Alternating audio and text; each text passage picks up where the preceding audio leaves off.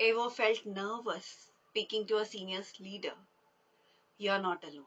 Many professionals struggle to build genuine connections with executives. But here is the truth: senior stakeholders are just people. And based on my interaction with all the senior leader in my organization, they're usually very kind, very accommodating, and open to all the conversations that they could have. Today, I'll share 6 practical ways to connect with them and authentically boost your career. Hello, my name is Pooja Nitin Purwal. I'm an IT professional and a career growth coach. So let's dive deep in. Number one, research and prepare. So, whenever you are going to meet a senior leader or a senior stakeholder, and you're going to have some sort of conversation, maybe a presentation or whatever else, it's always a very good idea to do your homework.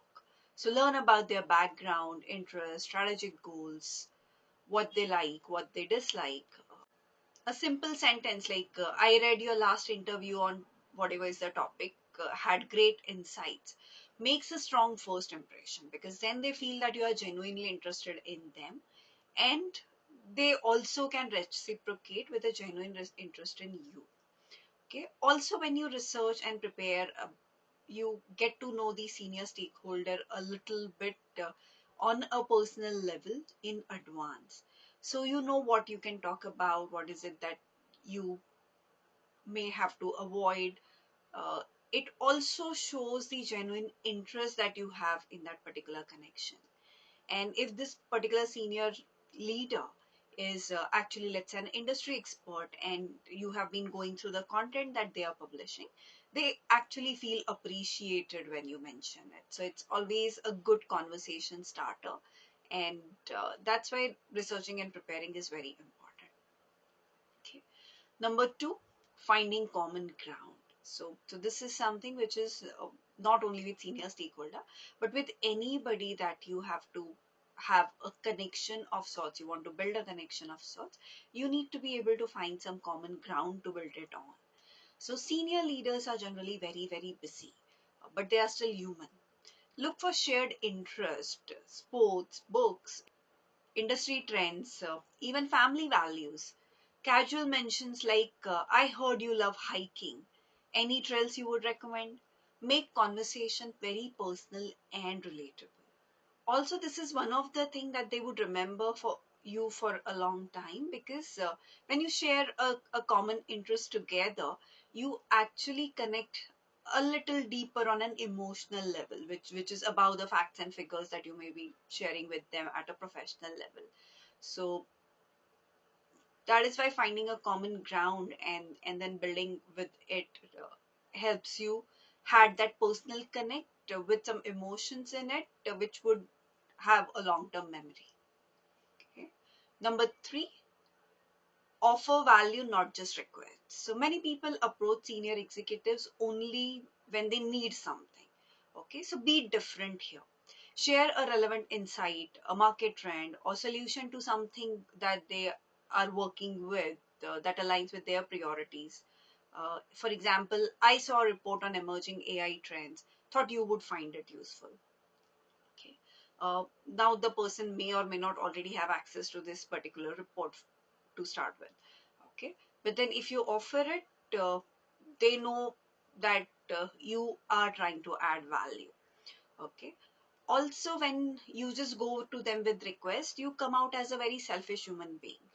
You may or may not be that, and that requesting or going to them when you need something can simply be out of something like a fact of you being an introvert for that matter. Okay, but it will not come across like that. So whenever you approach somebody at the senior level, you should always offer something in return, or maybe offer first and then ask for favors if that is the way you want to go.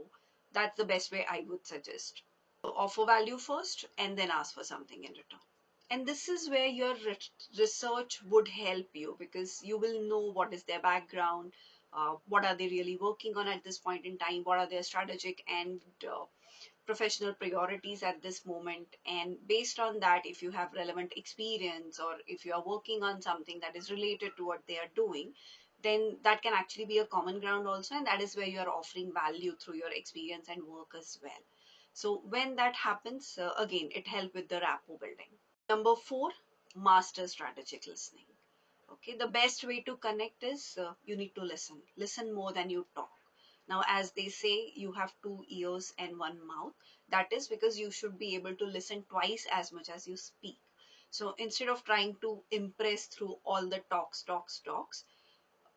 listen, and then based on what you're hearing, ask thoughtful questions like what's one challenge that is keeping you up at night, or what's your vision for this department or company in the next 5 years. So this shows that you're listening to whatever is happening. You know what the organization is going through. You value their inputs as a senior leader or an expert on certain things, and that makes them feel valued. And when we feel valued, we actually try to add value to the other person as well, right? That's the law of reciprocity that we psychologically follow unconsciously. So that's why strategically listening and asking relevant open-ended questions can open doors of opportunities to you which may not open for you otherwise. Number 5, be confident but respectful. Senior stakeholders respect professionals who speak with clarity and confidence. So avoid over apologizing or using just checking emails. So instead of sorry to bother you, say I would love your perspective on this topic. Try not to fumble. It's okay to feel nervous, and you can even confess it, because a lot of senior people are very understanding because they have also gone through a lot of it themselves, right? So they know that the designation can put a lot of pressure on the people on ground. And if you feel that way is, or if you feel intimidated and are not able to show up with confidence, then it would be a good idea to practice it in advance as to what you are going to say or how you're going to react or what is it that you want to talk to them about. So with all of that preparation, you can feel more confident. A little bit of anxiety and jitters is all right, so nothing to be afraid of there, right? And always be respectful of their time, respectful of what they are offering, and don't take anything for granted when you have an opportunity to connect with them one on one. Number 6, follow up and stay visible. A single meeting is not going to build relationship, okay? But consistently, when you keep on meeting every once in a while, it will. The consistency of the matter would help you. So send a follow-up note after conversation, connect on LinkedIn, and share relevant insights from time to time. A simple saw this article and thought of our conversation keeps you on their radar. If you have an opportunity, maybe schedule follow-up meetings in the previous meeting. So if you're meeting them today and you want to connect with them later, you can respectfully ask them, would it be okay if I schedule maybe 30 minutes between the two of us 6 weeks down the line? And then based on whatever is their comment, you can schedule those meetings in advance as well. Okay, now you also need to be mindful that they may be busy, they may not have bandwidth to entertain you or work with you at that point in time, and that's all right too. You can still keep the connection going by adding value from time to time based on whatever they are doing and whatever you are doing.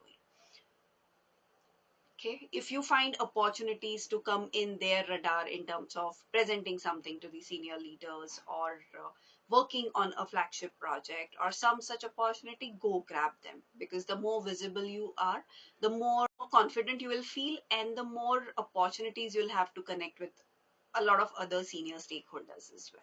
So which of these strategies you're going to try first? Drop a comment and let me know. Also, don't forget to like, share, and subscribe for more career tips.